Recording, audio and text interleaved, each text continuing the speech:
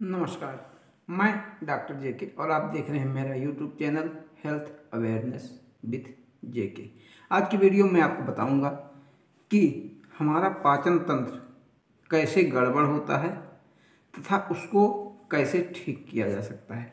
यदि हमारा पाचन तंत्र गड़बड़ रहा तो हमारा ना तो वजन बढ़ सकता है ना घट सकता है। हम जो कुछ भी खाते हैं वो हमारे शरीर में पचता नहीं है और उसके जो न्यूट्रिएंट्स रहते हैं, पोषक तत्व रहते हैं, वो हमारे शरीर को नहीं लगते और हम परेशान रहते हैं कि हमारी बॉडी क्यों नहीं बन रही है, हम दुबले पतले क्यों हैं, खाते पीते तो इतना कुछ है लेकिन हमारा शरीर डेवलप नहीं कर रहा है।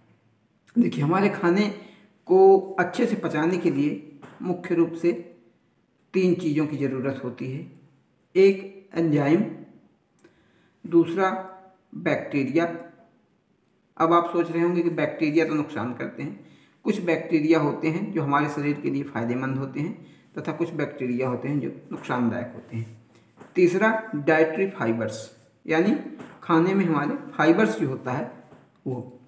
यदि इन तीनों चीज़ों की कमी हमारी बॉडी में हो गई, हमारे खाने में, आहार में हो गई, तो खाना हमारे शरीर को बराबर ढंग से नहीं लगता है। इसलिए खाने में इन तीनों चीज़ों का होना अति आवश्यक है। एंजाइम, बैक्टीरिया और फाइबर्स। अब एंजाइम जो होता है वो कहाँ से मिलता है? यदि हमको भूख नहीं लगती है, हम किसी डॉक्टर के पास जाते हैं तो हमें सिरप लिखता है, जाइम नाम की सिरप, जिसमें एंजाइम ही दिया जाता है, ना कि और कुछ। उस सिरप में जो रहता है सिर्फ एंजाइम दिया जाता है, माने कहना चाहिए कि आर्टिफिशियल एंजाइम, बाहरी एंजाइम दिया जाता है ताकि हमारा डाइजेशन प्रॉपर काम कर सके और हम जो कुछ भी खा पी रहे हैं वो बराबर पच सके।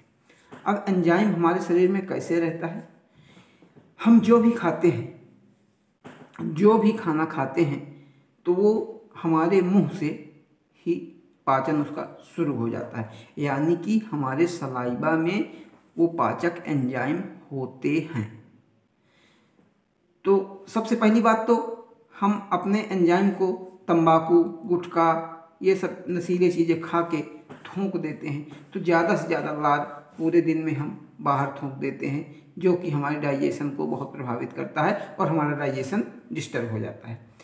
तो हमें पहले तो क्या करना चाहिए कि पान, तंबाकू, गुटखा, खैनी ये सब नहीं खाना चाहिए, क्योंकि इसके द्वारा हमारी लार बहुत ज़्यादा मात्रा में थूक के द्वारा बाहर निकल जाती है। और हम जो कुछ भी खाएं उसको हम प्रॉपर तरीके से अच्छे से चबा के, यानी हमारे 32 दांत होते हैं, तो समझिए कि एक निवाले को कम से कम 32 बार चबा के हमको निगलना चाहिए।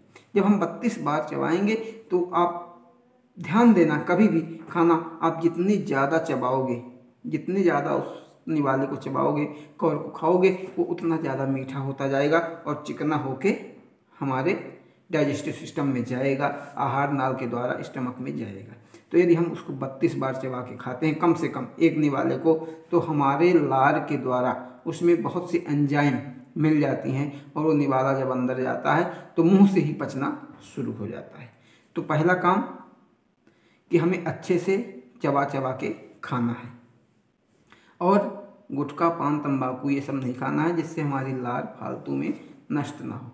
तो जब हम कुछ भी खाएंगे उसको चबा के खाएंगे तो हमारे आहार नाल के द्वारा जब स्टमक में जाएगा, तो स्टमक में जाने के बाद भी वहाँ पे क्या होता है कि हम एंजाइम, हमारा डाइजेस्टिव सिस्टम स्टमक के द्वारा एंजाइम निकालता है, वो एंजाइम उस खाने को और अच्छे से पचाता है और पचाने में आसानी होती है।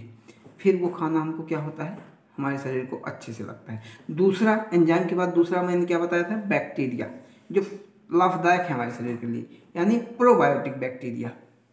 वो प्रोबायोटिक बैक्टीरिया हमारे शरीर में आहार नाल से होते हुए जब स्टमक में जाता है तो उसमें वो हमारा शरीर, बैक्टीरिया ऑलरेडी उसमें रहता है हमारे शरीर में, तो बैक्टीरिया निकलते हैं और खाने को पचाने में मदद करते हैं। लेकिन हम क्या करते हैं, खाना खाने के बाद हम गलती करते हैं कि खाने के साथ साथ हम पानी की मात्रा ज़्यादा पी लेते हैं, जब हम पानी की मात्रा ज़्यादा पी लेते हैं तो वो पानी हमारे बैक्टीरिया को क्या करता है, कम प्रभावी कर देता है, उनका प्रभाव कम हो जाता है और एंजाइम भी पतला हो जाता है। तो हमें खाना खाने के साथ साथ पानी नहीं पीना चाहिए, खाने के साथ पानी नहीं पीना चाहिए, ये ध्यान देना चाहिए। हमें या तो खाने के 1 घंटे पहले पानी पी लेना चाहिए और या 1 घंटे बाद पीना चाहिए।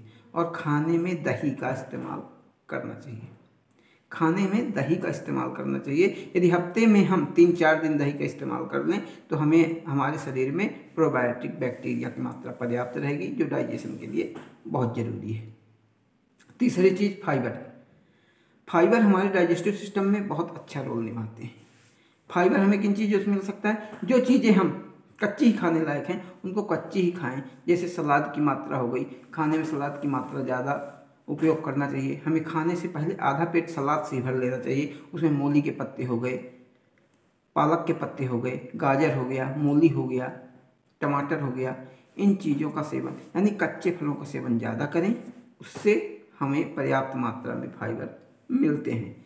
इस तरह यदि हम एंजाइम, प्रोबायोटिक और फाइबर्स का बराबर ध्यान देंगे तो हमारा डाइजेस्टिव सिस्टम सही रहेगा और हम जो कुछ भी खाएंगे वो अच्छे से पचेगा और हमारे शरीर को लगेगा।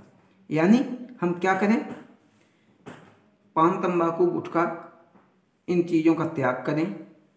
खाना खाते समय पानी ना पिएं, खाने के 1 घंटे पहले पिएं या 1 घंटे के बाद पिएं। और हफ्ते में 3 से 4 दिन दही का इस्तेमाल करें तथा खाने के पहले कम से कम हम आधा पेट सलाद से भरें, यानी कच्चे फल फ्रूट खाएं। सलाद, मूली, टमाटर, पालक, पत्ता गोभी, चुकंदर, इन सब चीज़ों की सलाद बना के हम आधा पेट उसी से भर लें। फिर कभी भी हमारा डाइजेस्टिव सिस्टम गड़बड़ नहीं होगा और जो कुछ भी खाएंगे हमारे शरीर को बराबर लगेगा। यदि हमारे शरीर में एंजाइम और बढ़ाना है तो हम एक चीज़ और कर सकते हैं कि खाना खाने से पहले चने जैसा अदरक का टुकड़ा हम चबा चबा के खा सकते हैं। उससे भी हमारे शरीर में एंजाइम बहुत ज़्यादा बनने लगते हैं और खाना पचने में आसानी हो जाती है। तो इस तरह यदि हमारे बताए अनुसार आप अपनी दिनचर्या बनाएंगे तो निश्चित है कि आपकी बॉडी बन जाएगी, आपका वजन भी बढ़ेगा और आप स्वस्थ निरोग रहेंगे और आपको अच्छे से भूख लगेगी। जो कुछ खाएंगे तो आपको आपके शरीर को बराबर लगेगा। आशा है कि मेरे वीडियो से आपकी समझ में आ गया हो। यदि आप मेरे वीडियो में पहली बार आए हैं तो मेरे चैनल को सब्सक्राइब जरूर कर दें और इस वीडियो को ज़्यादा से ज़्यादा शेयर करें ताकि इसका लाभ ज़्यादा से ज़्यादा लोग प्राप्त करें। धन्यवाद। आपका दिन शुभ हो।